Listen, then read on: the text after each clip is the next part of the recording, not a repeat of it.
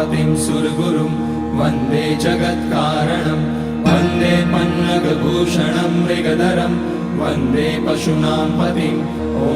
त्र्यम्बकं यजामहे सुगन्धिं पुष्टिवर्धनम् उर्वारुकमिव बन्धनान् मृत्योर्मुक्ष्यमामृतात् नागेन्द्रहाराय त्रिलोचनाय भस्माकराय महेश्वराय नित्याय शुद्धाय दिगम्बराय तस्मै नकाराय नमः शिवाय मन्दाकिनी सलिलचन्दनचर्चिताय श्रीनीलकण्ठाय वृषध्वजाय तस्मै शिकाराय नमः शिवाय वसिष्ठकुम्भोद्भगौतमार्य मुनीन्द्रदेवार्चितशेखराय चन्द्रार्कवैश्वानरलोचनाय तस्मै वकाराय नमः शिवाय